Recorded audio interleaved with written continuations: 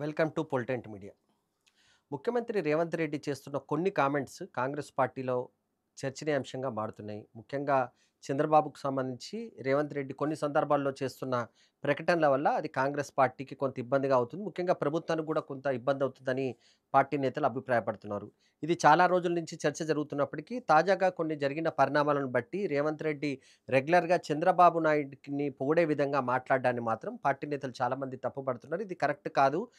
తెలంగాణ విషయానికొచ్చినప్పుడు ఇక్కడ సెంటిమెంట్ బలంగా ఉంటుంది గనుక ఇలాంటి కామెంట్స్ విషయంలో కొంచెం జాగ్రత్తగా ఉండాలని చెప్పేసి సీనియర్ నేతలు సూచిస్తున్నట్టుగా ప్రచారం జరుగుతుంది.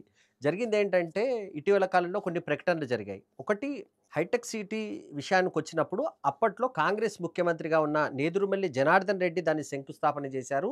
సో, హైటెక్ సిటీ క్రెడిట్ ఎవరికైనా ఇవ్వాల్సొస్తే అది కాంగ్రెస్ పార్టీకే ఇవ్వాల్సుంటుందని స్వయంగా రేవంత్ రెడ్డి కొన్ని సందర్భాల్లో అసెంబ్లీలో ప్రకటించారు. ఆ తర్వాత కొన్ని వేదికల ద్వారా ప్రకటించారు.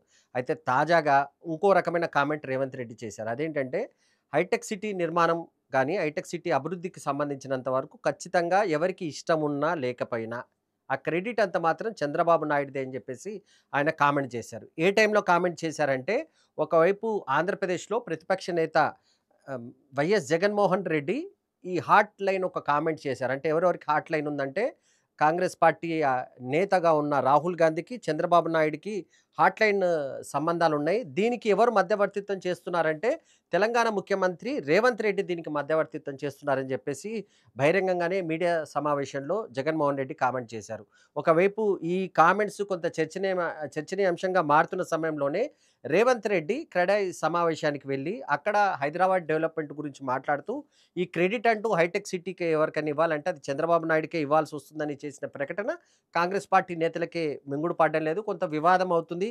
ఎందుకు ఈ అంశాన్ని పదే పదే చంద్రబాబు అంశాన్ని మనం ఎందుకు ఇక్కడ ప్రస్తావించాలని చెప్పేసి తెలంగాణ ప్రాంతానికి సంబంధించిన కాంగ్రెస్ నేతలు పదే పదే ప్రస్తావిస్తున్నారు. ఈ అంశాన్ని సాధ్యమైనంత వరకు దూరం పెట్టాలి. ఎందుకంటే ఇప్పటికే కొంత ఏపీలో గాని, ఇక్కడ గాని కొంత ప్రచారం జరుగుతుంది. రేవంత్ రెడ్డికి, చంద్రబాబు నాయుడుకి ఇప్పటికే మంచి సంబంధాలున్నాయి.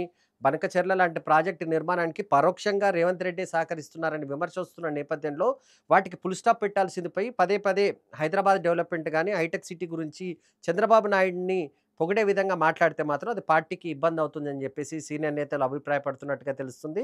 అయితే ఈ అంశానికి సంబంధించినంత వరకు అధిష్టానం గూడా కొంత దృష్టి సారించింది. ఈ రకమైన కామెంట్స్‌ని సాధ్యమైనంత వరకు చేయకుండా ఉండేందుకే నేతలు దృష్టి సారించాలి. ఎందుకంటే ఎవరు కూడా వివాదాస్పదంగా మాట్లాడితే మాత్రం వారిపైన చర్యలు తీసుకోవాల్సిన పరిస్థితొస్తుందని చెప్పేసి అధిష్టానం ఆదేశించినట్టుగా ప్రచారం జోరుగా సాగుతుంది.